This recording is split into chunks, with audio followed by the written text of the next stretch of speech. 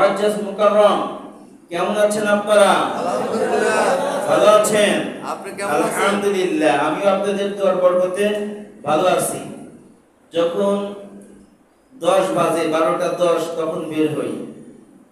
আসলে আজকে একটু দেরি হয়ে গেছে আসতে, আসলে রোগীর চাপ ছিল, আচ্ছা, আলহামদুলিল্লাহ। যে কারণে দেরি হয়েছে। আচ্ছা, ওটা একটা কাজ। তাহলে আমরা আসুন আলোচনায় চলে যাই। আজকে আমাদের আলোচনার বিষয় হলো ব্যক্তিগত গুণ এবং গরিমা।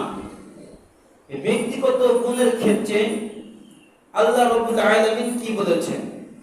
আল্লাহ রাব্বুল আলামিন সূরা ফুরকান শব্দের অর্থ, আল ফুরকান শব্দের অর্থ সত্য মিথ্যার পার্থক্যকারী। এই কুরআনুল হাকিমের অনেকগুলো নাম রয়েছে, তার মধ্যে একটা নাম আল ফুরকান। ফুরকান শব্দের অর্থ সত্য এবং মিথ্যার পার্থক্যকারী, তাকেই ফুরকান বলা হয়। এই কুরআনুল হাকিমে ফুরকান নামে একটা সূরা আল্লাহ তাআলা অবতরণ করেছেন। সেই সূরার 63 নম্বর আয়াত থেকে 74 নম্বর আয়াত পর্যন্ত আল্লাহ তাআলা মুমিন বান্দা ব্যক্তিদের ব্যক্তিগত গুণাবলীর কথা, বান্দার ব্যক্তিগত গুণাবলীর কথা আল্লাহ তাআলা বর্ণনা করেছেন। কেমন গুণ কর্মের হওয়া দরকার, একজন মানুষের কেমন প্রতিভা এবং কেমন আচরণ হওয়া দরকার, সেই কথাটা আল্লাহ তাআলা এই আয়াতে কারিমে বলছেন। তো প্রথম আয়াতে আল্লাহ তাআলা বলতেছেন, ওয়াইবাদুর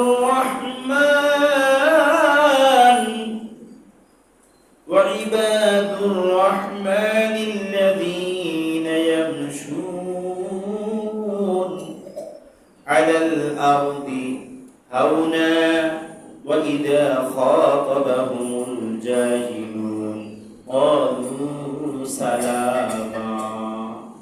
এই আয়াতে কারিমার ভিতরে আল্লাহ তাআলা বর্ণনা করেন ইবাদুর রহমান, রহমানের বান্দা যারা, ইয়ামশুনা আলাল আরদি, জমিনে বিচরণ করে, হাঁটা চলাফেরা করে, হাওনা, নম্রভাবে ভদ্রভাবে হাঁটা চলাফেরা করে, খাতাবাহুমুল জাহিলুন ক্বালু সালামা, এবং যখন তাদের সাথে মূর্খরা কথা বলতে থাকে তখন তারা বলে সালাম সালাম, শান্তি। আল্লাহ তাআলা এই ইবাদুন শব্দটা আব্দুন শব্দের বহুবচন। ইবাদুন শব্দটা আব্দুন শব্দের বহুবচন। আব্দুন শব্দের অর্থ হচ্ছে গোলাম এবং দাস। যেমন অন্যত্র আয়াতে আল্লাহ তাআলা বলতেছেন, ওয়ামা খালাকতুল জিন্না ওয়াল ইনসা ইল্লা লিয়াবুদুন, আমি মানব জাতি এবং জিন জাতিকে সৃষ্টি করেছি আমার ইবাদতের জন্য। এই ইবাদত শব্দটা কুরআনুল হাকিমের যেই জায়গায় ব্যবহার করেছেন এবং ব্যবহার করে সেইখানেই আল্লাহ তাআলা মুমিনদের প্রতি ভালোবাসার বহিঃপ্রকাশ কেমন হওয়া উচিত সেটা আল্লাহ তাআলা প্রতীয়মান করেছেন।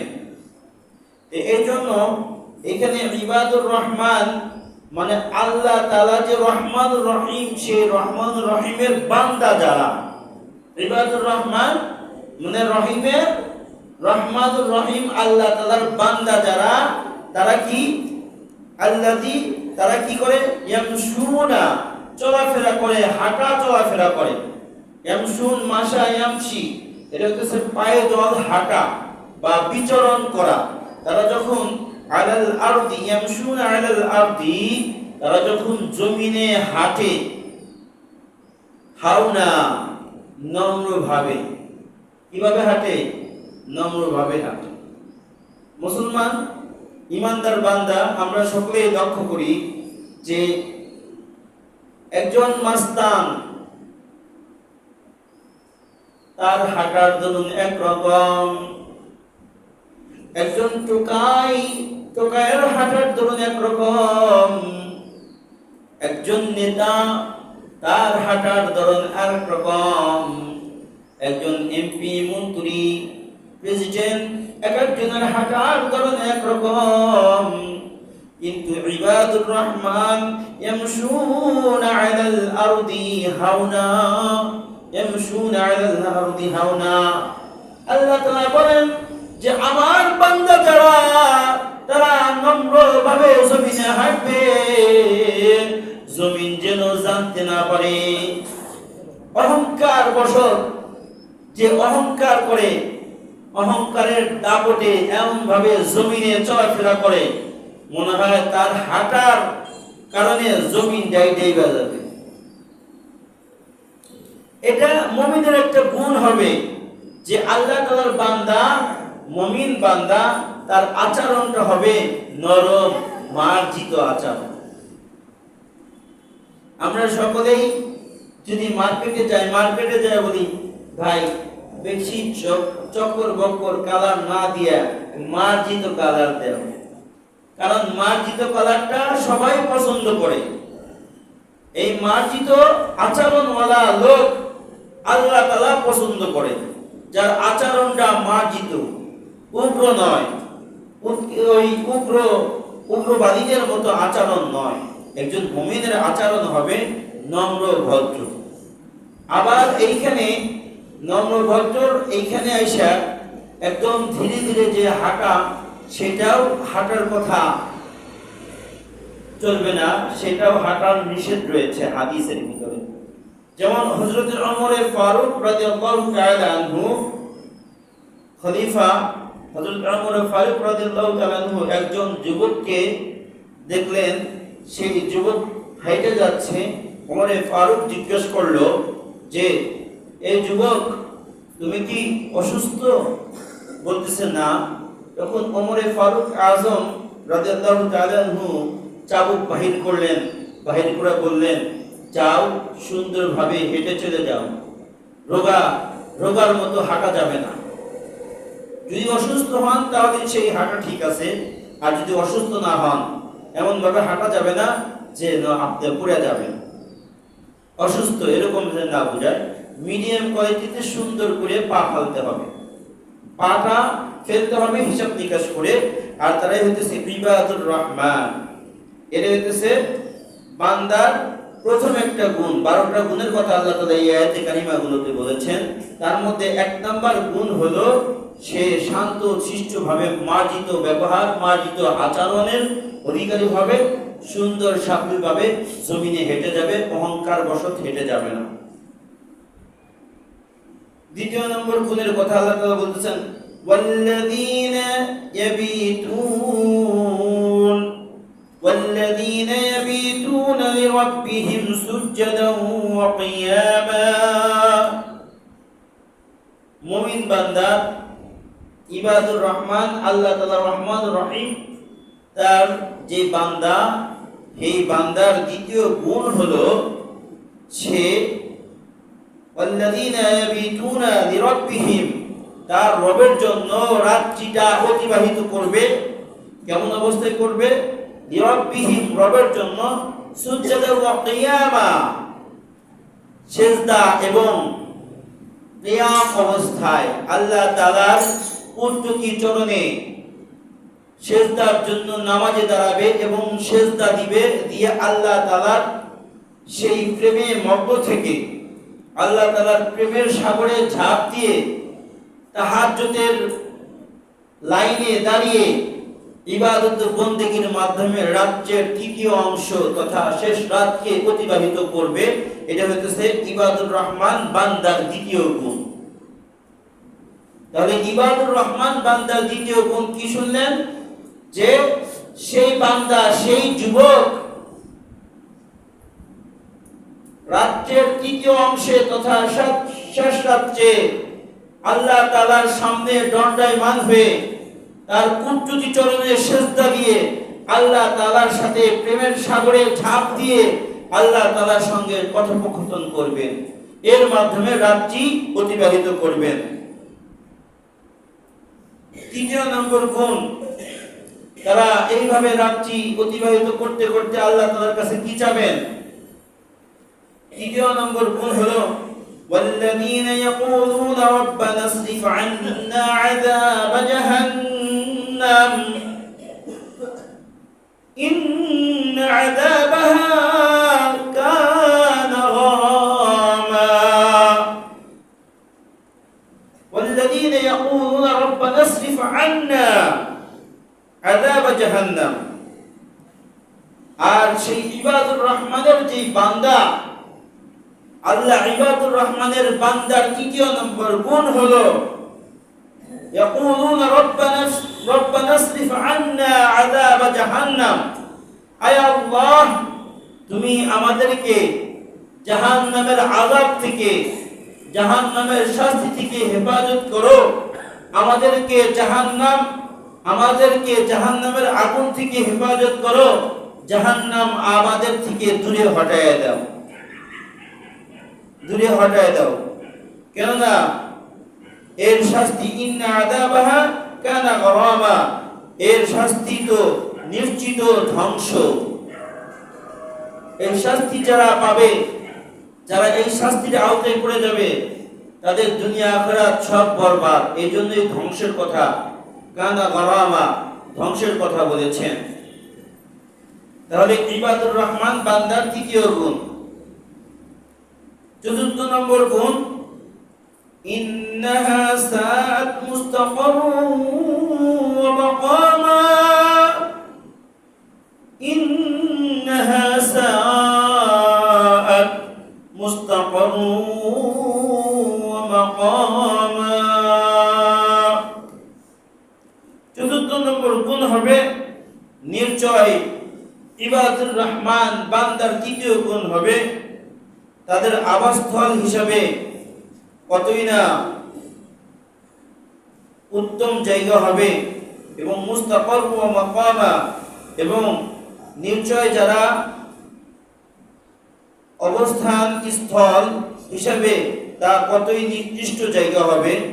যারা মুমিন না, যারা ইবাদুর রহমানের বান্দা হবে না, তাদের জায়গা কতই না নিকৃষ্ট, জাহান্নাম। নিকৃষ্ট জায়গা কি? জাহান্নাম হবে। এবং যারা ইবাদুর রহমানের বান্দা না, ইবাদুর রহমান তথা আল্লাহ তাআলার বান্দা হিসেবে মনোনীত হইতে চায়, তারা কোনোদিন দুনিয়াতে জাহান্নামের চিত্র রয়েছে, মদের আড্ডাখানা, পতিতালয়, এইগুলোতে তারা কখনো যাবে না। যারা ইবাদুর রহমান আল্লাহ তাআলার বান্দা হইতে চায়, তারা জাহান্নামের ভয়ে কোনোদিন ওই জায়গাগুলোতে যাবে না। ঠিক তাদের অবস্থান হিসেবে সেটা নির্দিষ্ট হবে। এই জন্য যারা ইবাদুর রহমান তাদের জায়গা এটা নয়। পঞ্চম নম্বর, والذين إذا أنفقوا لم يسرفوا ولم يقتروا وكان بين ذلك قوما। এবং পঞ্চম নম্বর গুণ হবে যে ইবাদুর রহমান বান্দার পঞ্চম নম্বর গুণ হবে তারা দিনের রাস্তায় বা যে কোনো রাস্তায় ব্যয় করতে, অযথা অর্থ সম্পদ অর্থকুড়ি ব্যয় করবে না, এবং কি কার্পণ্যতা করবে না। এই মিডল পয়েন্ট একদম অতিরঞ্জিত করবে না। এই মিডল পয়েন্ট হবে ইবাদুর রহমান আল্লাহ তাআলার বান্দাদের পঞ্চম নম্বর গুণ। কত নম্বর গুণ? পঞ্চম নম্বর গুণ। এখন অর্থ আছে বিদায়, টাকা আছে বিদায় অপচয় খরচ করবেন, এবং ধরুন মসজিদে মাদ্রাসায় দান করতে বলছে বিদায়, সকল কিছু দান করে দিবেন, নিজের জন্য কিছু রাখবেন না, তা হবে না। ইবাদুর রহমানের বান্দাগুলো সদা সর্বত্র তারা মিডল পয়েন্টকে, মার্জিত যেটা মিডল পয়েন্ট, সেটাকে গ্রহণ করে। বেশি অতিরিক্ত খরচ করবে না, কার্পণ্যতাও করবে না। এটা হচ্ছে অন্যতম একটা গুণ। ইবাদুর রহমান বান্দার ৬ষ্ঠ নম্বর গুণ والذين لا يدعون مع الله إلها آخر يقتلون النفس التي حرم الله إلا بالحق যে ইবাদুর রহমান বান্দার একটা গুণ থাকবে, সেই গুণটা হইতেছে আল্লাহ ব্যতীত কাউকে ইলাহ হিসাবে মানবে না। আল্লাহ ব্যতীত কাউকে ইলাহ হিসাবে মানবে না। আল্লাহ ব্যতীত কাউকে রব হিসাবে মানবে না। আল্লাহ ব্যতীত কাউকে আইনদাতা হিসাবে মানবে না। আল্লাহ ব্যতীত কাউকে বিধানদাতা হিসাবে মানবে না। আল্লাহ ব্যতীত কাউকে তথা আল্লাহ ব্যতীত আল্লাহর যেই বিধান সংবিধান ব্যতীত অন্য কোনো মানব রচিত সংবিধানকে মানবে না। এটাই হইতেছে ইবাদুর রহমান বান্দার অন্যতম আরেকটা গুণ। এখন বলেন, এখন যদি উচিত কথা বলতে যাই, বলতে গেলেই বলবে যে হুজুর রাজনীতি করে। কিন্তু বলতে চাই সকল মানবের পৃথিবীতে একদম আদি থেকে অন্ত পর্যন্ত যত মানব রয়েছে সমস্ত মানবের সংবিধান এই আল কুরআন। আর এই কুরআনকে যে সংবিধান মানবে উলাইকা হুমুল মুফলিহুন, সে হলো সফল কাম। সংবিধান রূপে যে মানবে না, সে কখনো ইবাদুর রহমান আল্লাহ তাআলার বান্দা হইতে পারে না। যেমন আমরা সকলেই স্বীকৃতি প্রদান করেছি লা ইলাহা ইল্লাল্লাহ মুহাম্মাদুর রাসূলুল্লাহ, আল্লাহ ব্যতীত কোনো মাবুদ নাই। মুহাম্মাদুর রাসূলুল্লাহ সাল্লাল্লাহু আলাইহি ওয়াসাল্লাম আল্লাহ তাআলার বান্দা এবং রাসূল। তাহলে আমরা বলেছি আল্লাহ ব্যতীত কোনো মাবুদ নাই।